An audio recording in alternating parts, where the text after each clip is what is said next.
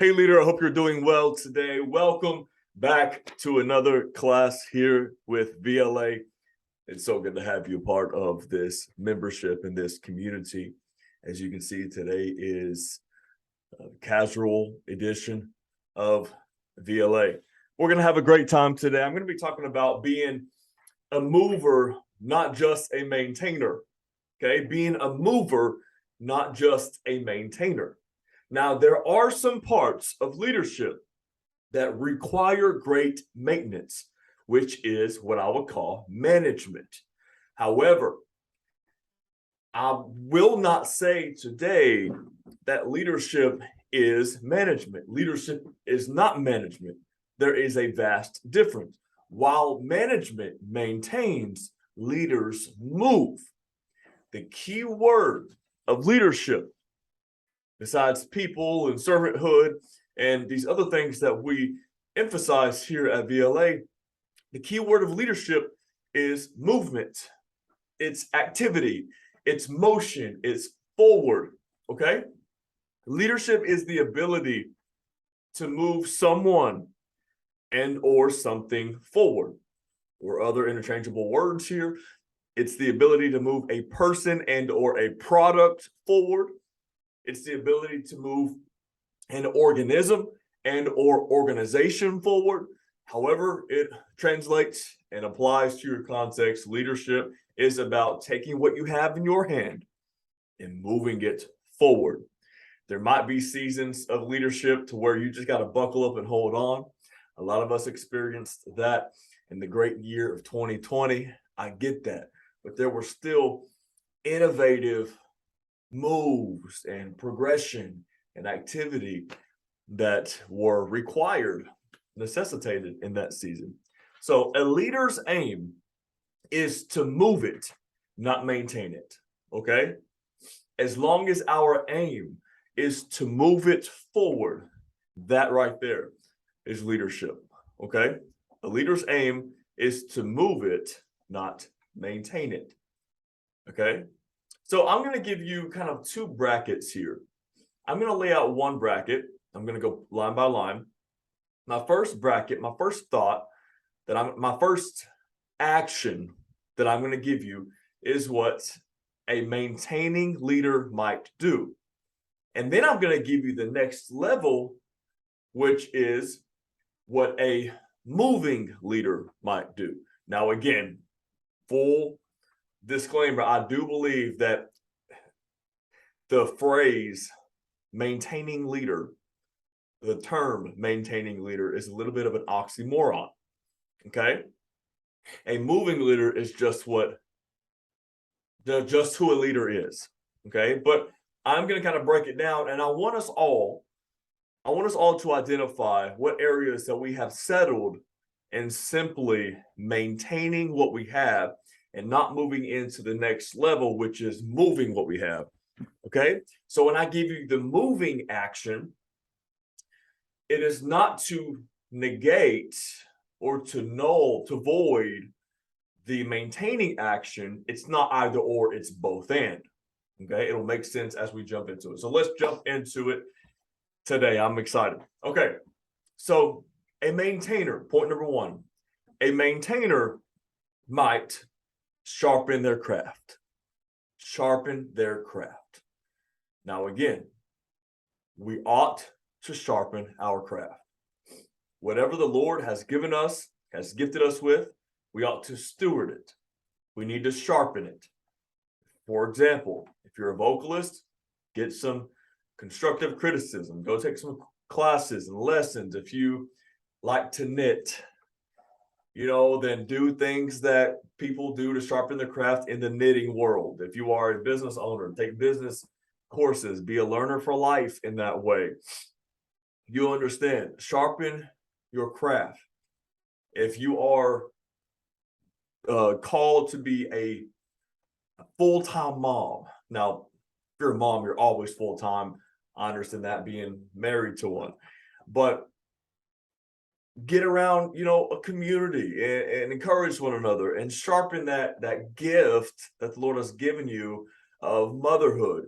You understand what I'm saying, okay? If you're a speaker, speak and practice and get feedback, etc. So sharpen your craft, absolutely.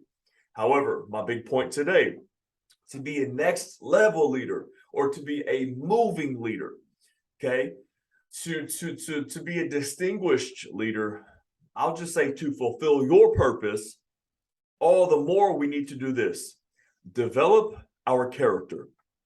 Okay, so not just should we sharpen our craft, we need to develop our character. In other words, we can't just get focused on the outside. We need to focus and fortify, strengthen, solidify who we are on the inside. What I see oftentimes in my generation and the generation that's behind me, and millennials and Gen Z, what I see is, especially in this, visual day and age, we get so locked in to external, to the gifting, to the charisma, to the what's on the outside, what people can see, because that's what gets us followers. It might get us opportunities, etc. However, there will come a day, and I've experienced this myself, that we focus so much on the outside that we lose sight of the inside. Okay, think about the concept of a sinkhole. Okay, a sinkhole.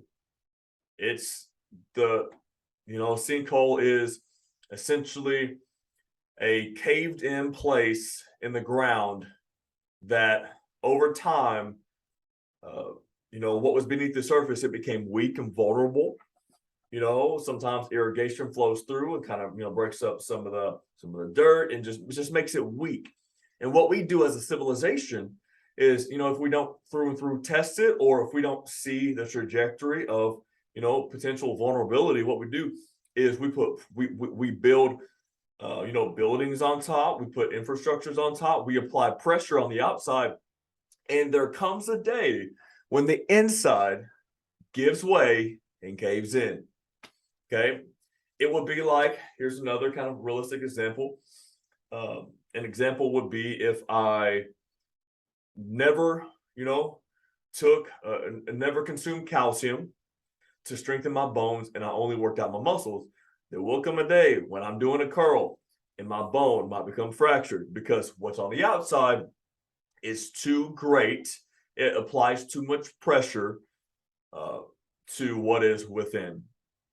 Okay, so please hear me, leaders, please hear me. I know it's easier said than done, and I know it sounds like a decent nugget of wisdom, but I'm telling you, please, let's put it into practice, all of us. The days are over when we only focus what's on the outside and we don't have the character within to sustain the external growth, the external even pressures, because your charisma and your gifting, it puts a pressure on your character. It calls out your character. It puts a demand. It will expose your character one way or the other eventually. So please, all the more, let's lock in on our character, our integrity, our honor. Okay? Yeah, let's move on to the next point because I could talk much more about that. Okay?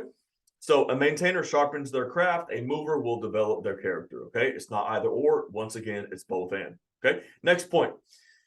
A maintainer will fulfill assignments. Fulfill assignments. It's great. We ought to fulfill our assignments and be a man or woman, of our word. We ought to be diligent in that way to fulfill our assignment. Get it done, right? However, a mover, will do this. Take initiative. Take initiative. So we don't just wait for assignments to come and we fulfill them. We also will take initiative. And we go find something that needs to be done and we do it. That's part of leadership, growing what you have in your hand. Okay. And as you grow, responsibilities will increase. Okay. So we need to take initiative. Okay. So a maintainer will fulfill assignment, but a mover, that's what We are. That's what we're built to be as a leader. We'll take initiative. Okay. All right. Next point. A maintainer sees an issue. We see an issue. Leadership, sometimes it's about seeing what can't be seen by the natural eye or what is not seen very often. Okay. We see issues. We have eyes to see so that other people don't have to. It's not necessarily that we're more gifted. It's just that we, see things so other people don't have to. We walk in a room and we see and we feel that it's physically hot in the room, and so we don't just say, oh my goodness, it's hot, something's off. We do this. What a mover does is bring solutions. Okay, bring solutions. So we do a couple things here. We walk in a room, we see that it's hot. We don't just talk about how hot it is. Okay, other people might feel it subconsciously, but they might not know that that's the issue. But we will. Okay, because again, that's our role, so that other people can enjoy the experience. And then we bring a solution by walking over to the thermostat and taking it down a few notches. But we don't just do that. Okay, we don't just see a problem and bring a solution. We also see, watch this, we also see a broken system. The broken system is that, why did I walk in here at a common time with other people that we were expecting and it was still hot? What was the system that was broken or was never put in place that we need to now get back at the drawing board with co-leaders and work this situation out? Okay. So we see the issue, we feel the issue, we see it so that they don't have to, and that, and then we bring solutions. Yes, the trash is full, taken out, but why is the trash can overflowing at 12 o'clock in the middle of the day when you are a lunch establishment? There should not be an overflowing trash can. It's not just a problem, it's a broken system. You see what I'm saying? Okay, so think another layer deep. Okay, and then we'll talk much more about how to debrief, events and experiences and stuff like that in a different session. Okay, so we bring solutions. We definitely don't only bring problems, maybe to our supervisor or somebody. We don't bring problems to the table. We also bring solutions attached to it. Let me say it this way. We don't just bring problems, we bring solutions. Okay, sometimes there are things that we can just fix in the moment that don't necessarily need dialogue. Okay, sometimes things just mess up. Okay, there's a spill in the room. Okay, we clean it up. We don't necessarily talk about the broken system of, spilling. And sometimes that, milk just spills sometimes. That's just kind of part of it. Sometimes it just gets messy. Okay, but every now and then it is a systematic issue. Okay, so next point, a few more here. A maintainer will receive teachings. Okay, will receive teachings. Okay, right now, what you're doing is you are investing in this part of you. You are receiving a teaching, receiving exhortation, instruction, encouragement, inspiration. That's what a leader does. We know how to receive a teaching when taught. However, a mover will do this. A mover will teach themselves. Will teach themselves. In other words, you're not always, your MO, I'll say it this way, your MO is not to wait for people to lay out a spread for you. Although when it's laid out, we ought to partake. We ought to eat, right? Because we know how to eat. However, we don't just know how to eat and consume. We know how to get up, go to the fridge, grab a steak or plant-based protein, whatever. We know how to throw it on the grill. We go feed ourselves, right? So teaching ourselves. So what it practically looks like is after this session, you sit back and you begin to meditate on a few of these thoughts. And then you build a plan around it. And then you apply, a system around it, a system of accountability, a system of activity, implementation, etc. You teach them, you meditate on it, you teach yourselves. Okay. You go and you pick up a book, right? And or listen to it, whatever. And then you go, get a plan together and you actually apply a couple things. Okay. So teach yourselves, you meditate on it. You say, okay, how can this apply to me? And then what can I do about it? Right. So that's what a moving leader does. Next point. A maintainer will show up on time. Praise the Lord. You showed up on time. Okay. That's basic. You absolutely need to show up on time. Now we've all probably heard the quote, on time is late and early is on time. And mostly, yeah, absolutely. I agree with that. We ought to be early places. Okay. So a few minutes early, whatever. If you're like me, I'll get somewhere way to a common person, probably way too early. And it's probably silly how early I get certain places. And that's more to make fun of myself than to boast. However, I want to make sure that I am quote on time. Okay, so we show up on time. However, a mover will show up ready. Okay, there's something about showing up prepared. You don't wait until you get to the place to prepare yourselves. Okay. That's sometimes why I show up 20, 30 minutes early somewhere and sit in my car, because I prepare. I prepare my thoughts. I think myself clear. I will, if I'm giving a presentation, sometimes I warm up my voice. Okay. So I'm physically preparing. I'm having, maybe some nutritional supplements and or coffee. Kind of wake myself up. I will show up ready spiritually. Okay. I will pray. I will show up ready mentally. Again, I will think myself clear.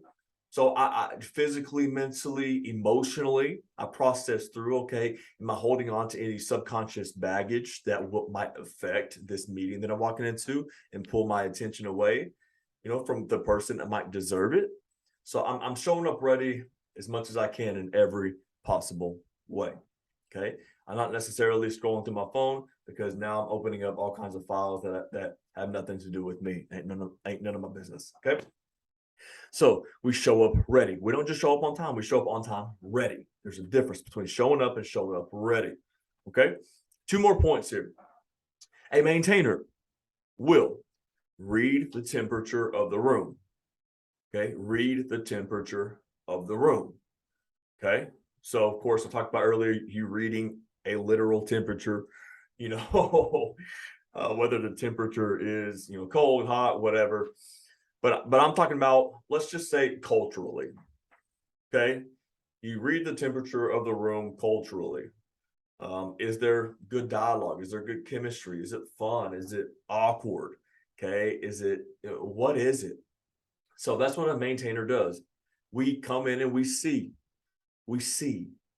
observe, we take note of, okay, we analyze, right? We read the temperature of the room. However, a mover does this, sets the temperature. We set it. We know how to inject, reject, and deject, right? Just like a good thermostat. We're not just a thermometer. We are a thermostat. You might have heard this before. We are a thermostat. We know what needs to be kicked out. We know what needs to not even be let in. And we know what we need to inject in that room. Okay, so if it's awkward, we do something that just kind of stirs it.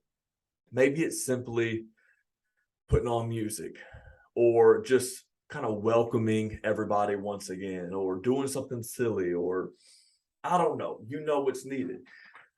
If you're in a meeting and it starts getting tense, you take the reins back, and basically that is letting people know that, that this room is under control. Don't worry. Don't feel a sense of awkwardness. There's a sense of safety.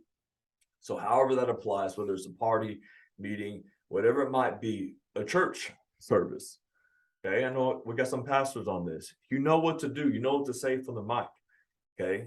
It's like in that moment, you just become the point guard once again. All right. And you just, the Lord is your coach. You're the point guard, and you make the moves that you feel like you need to make. Get the ball back in your hands for just a moment.